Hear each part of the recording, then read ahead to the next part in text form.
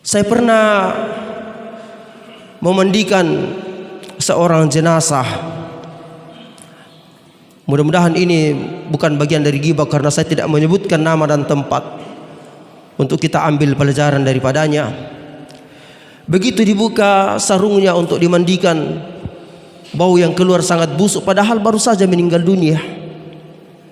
Baunya sangat busuk, bahkan orang-orang yang hadir pada saat itu banyak yang meninggalkan tempat, meninggalkan rumah, pindah ke rumah sebelah. Anak-anak dan menantunya yang membantu saya memandikannya semuanya menutup hidung saking busuknya jenazah tersebut. Dan saya ketahui bahwa orang tersebut tidak melaksanakan sholat, tidak mendirikan sholat. Saya dengar kabar dari orang-orang yang menyertai pada saat dia sementara sakaratul maut, gigi-giginya berjatuhan, gemeretak dan patah. Begitu tersiksanya dia dalam keadaan sakaratul maut. Begitulah kehidupan kita. Apa yang menjadi kebiasaan kita, maka kita akan dimatikan oleh Allah Subhanahu wa taala dalam keadaan seperti itu. Maka semoga dengan Ramadan yang mentarbiah kita dengan kebaikan-kebaikan, kita istiqamah di dalam kebaikan-kebaikan amal-amal ini, sehingga tatkala datangnya ajal menjemput kita, kita mati dalam keadaan husnul khotimah yang jaminannya adalah surga dari Allah Subhanahu wa taala. Semoga Allah Subhanahu wa taala mengumpulkan kita semuanya di dalam surga bersama dengan orang-orang yang dikasihani, orang-orang soleh yang dikasihani oleh Allah Subhanahu wa taala. Bismillahirrahmanirrahim. Assalamualaikum warahmatullahi wabarakatuh. Alhamdulillahi rabbil alamin alladzi ahyana ba'da ma amatana wa ilaihi nusyur. Wassalatu wassalamu ala Rasulillah wa ala alihi wa ashabihi wa man tabi'ahum bi ihsan ila yaumiddin. Amma ba'du. Jamaah subuh yang dirahmati Allah Subhanahu wa taala. Salah satu di antara doa yang lazim kita amalkan ketika kita bangun dari subuh hari, ketika kita bangun dari tidur kita, selain dari doa yang kita bacakan tadi, adalah doa yang diajarkan oleh beliau Rasulullah sallallahu alaihi wasallam, diriwayatkan oleh Imam Bukhari dan Muslim. Alhamdulillahilladzi afani fi jasadi. Segala puji bagi Allah yang menjaga kesehatan atas jasadku. Wa radda alayya ruhi, dan mengembalikan kembali ruh padaku. Wa adzina li bidzikri, dan hanya kepadanya aku berzikir. Kedua doa yang lazim kita amalkan tersebut, dua-duanya memiliki kandungan dan makna yang sama, bahwa setiap manusia yang tertidur ruhnya dikeluarkan oleh Allah Subhanahu wa taala dan dikembalikan kembali pada saat dia akan bangun dari tidurnya. Ini menunjukkan sebenarnya bahwa tidur sangat dekat dengan kematian.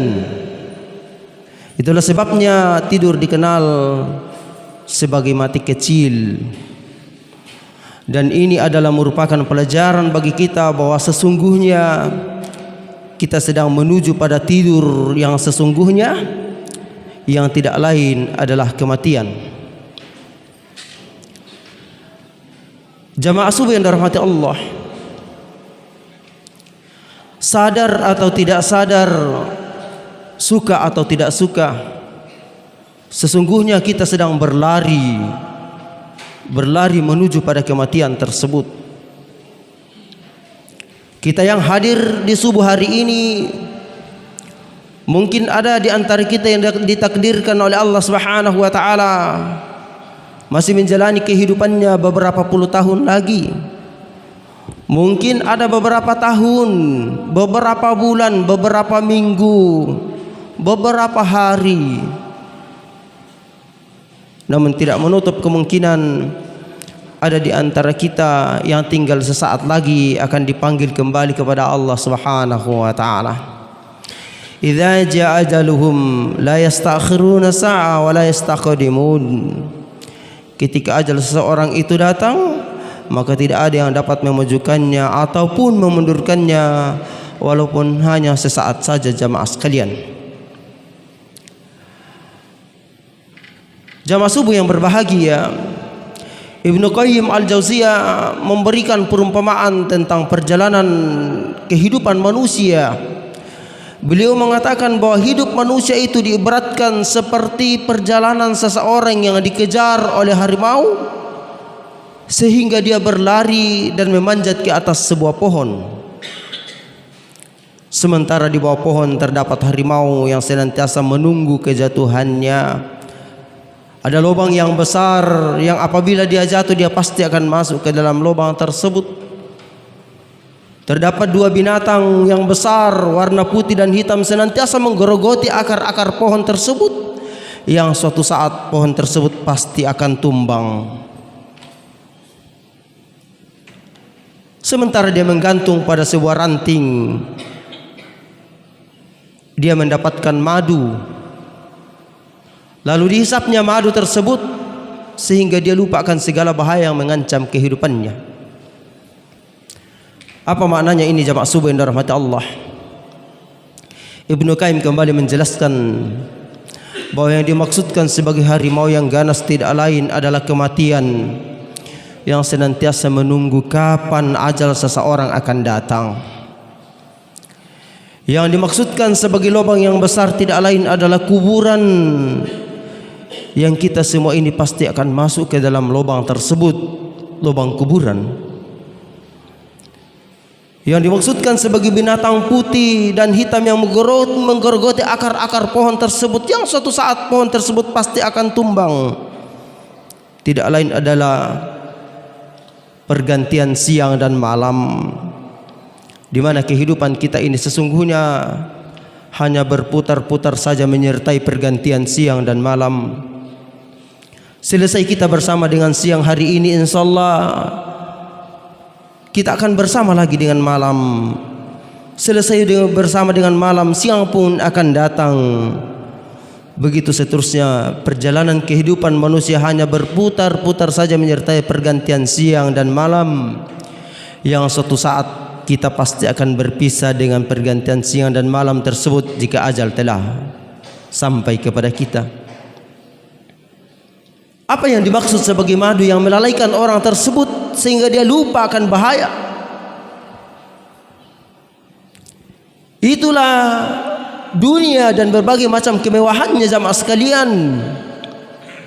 Harta, pangkat, jabatan, kedudukan, kekuasaan, itulah madu yang banyak di antara kita dilalaikan dengan kehidupan dunia ini, sehingga tatkala azan pun dikumandangkan kita masih berleha-leha di luar sana, menunda dan menunda, padahal panggilan Allah Subhanahu wa taala di kanan kiri kita, di muka belakang sudah memanggil kita jamaah sekalian. Itulah kemewahan dunia yang apabila menjadi target di dalam kehidupan kita, maka semakin dicari, semakin dikejar, dia akan semakin jauh, bagaikan seorang yang meminum air laut. Semakin diminum, kita akan semakin kehausan. Ali bin Abi Thalib suatu ketika dia masuk ke dalam liang kubur yang sementara digali. Beliau berbaring di dalam liang lahat tersebut dan bersair dengan suara yang keras sehingga didengar oleh seluruh yang hadir pada saat itu. Ali bin Abi Thalib mengatakan, "Celakalah engkau wahai penghuni kubur. Engkau bersendirian di tempat ini. Anak-anakmu dan istrimu akan meninggalkanmu. Hartamu akan dimiliki oleh orang lain. Rumahmu akan dihuni oleh orang lain. Istrimu akan dinikahi oleh orang lain. Sementara engkau bersendirian di tempat ini." Ini adalah gambaran kepada kita jamaah sekalian Betapapun kita bekerja keras untuk mencari, mengumpul sebanyak-banyaknya harta, paling yang menyertai kita masuk ke dalam liang lahat tidak lain adalah beberapa lembar dari kain kapan saja. Karenanya, agar harta-harta kita menyertai perjalanan kehidupan kita di liang kubur sana sampai perjumpaan dengan Allah Subhanahu wa taala, belanjakanlah sebagian dari harta yang dipinjamkan Allah di jalan Allah Subhanahu wa taala. Ajarlah anak istri kita menjadi orang-orang yang soleh, orang-orang yang taat kepada Allah Subhanahu wa taala, sehingga akan menjadi amal jariah dalam perjalanan kita menuju perjumpaan dengan Allah Subhanahu wa taala. Jamaah subuh rahimani wa rahimakumullah. Ibnu Umar pernah mengatakan, setiap manusia akan mengakhiri kehidupannya tergantung pada apa yang menjadi kebiasaannya. Karenanya kita sudah sering menyaksikan ada orang-orang yang mati dalam ketaatan kepada Allah, itulah kebiasaannya. Ada orang-orang yang dicabut nyawanya tatkala dia durhaka sementara melakukan kemaksiatan kepada Allah, itulah kebiasaannya. Sufyan Ats-Tsauri pernah mendatangi seseorang yang dikabarkan kepadanya dia menderita dalam sakratul maut. Sufyan Ats-Tsauri mengatakan, "Qul la ilaha illallah," katakan la ilaha illallah. Apa kata orang tersebut? Dia mengatakan 1 dirham, 2 dirham, dan akhirnya dia meninggal pada hitungan ke-5 dirham. Begitulah mungkin juga kita sudah sering saksikan betapa banyak orang-orang yang ditalkinkan untuk membaca kalimat la ilaha illallah. Bahkan kata Allah saja begitu sulit keluar dari lisannya, sementara dia begitu mudah mengucapkan kalimat-kalimat yang lain yang secara akal berat untuk diucapkan. Namun begitu mudah dia mengatakan, di mana anak-anakku? Bahkan ada yang mengatakan, apakah engkau sudah kunci gudang? Bagaimana dengan garasi mobil? Dia menyebutkan semua yang menjadi kesibukannya, yang selama ini melalaikannya jauh dari Allah Subhanahu wa taala. Saya pernah memandikan seorang jenazah.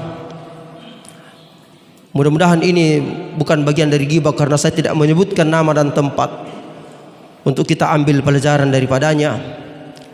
Begitu dibuka sarungnya untuk dimandikan, bau yang keluar sangat busuk padahal baru saja meninggal dunia. Baunya sangat busuk, bahkan orang-orang yang hadir pada saat itu banyak yang meninggalkan tempat, meninggalkan rumah, pindah ke rumah sebelah. Anak-anak dan menantunya yang membantu saya memandikannya semuanya menutup hidung saking busuknya jenazah tersebut.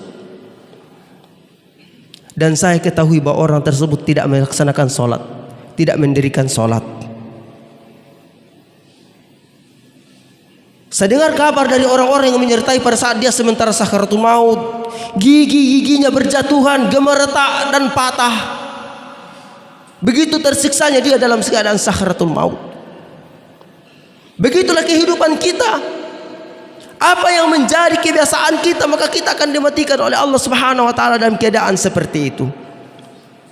Maka semoga dengan Ramadan yang mentarbiah kita dengan kebaikan-kebaikan, kita istiqamah di dalam kebaikan-kebaikan amal-amal ini, sehingga tatkala datangnya ajal menjemput kita, kita mati dalam keadaan husnul khotimah yang jaminannya adalah surga dari Allah Subhanahu wa taala. Semoga Allah Subhanahu wa taala mengumpulkan kita semuanya di dalam surga bersama dengan orang-orang yang dikasihani, orang-orang soleh yang dikasihani oleh Allah Subhanahu wa taala. Subhanakallahumma rabbana bihamdika asyhadu an la ilaha illa anta astaghfiruka wa atubu ilaik. Hadanallahu wa iyyakum ajma'in. Wassalamu alaikum warahmatullahi wabarakatuh.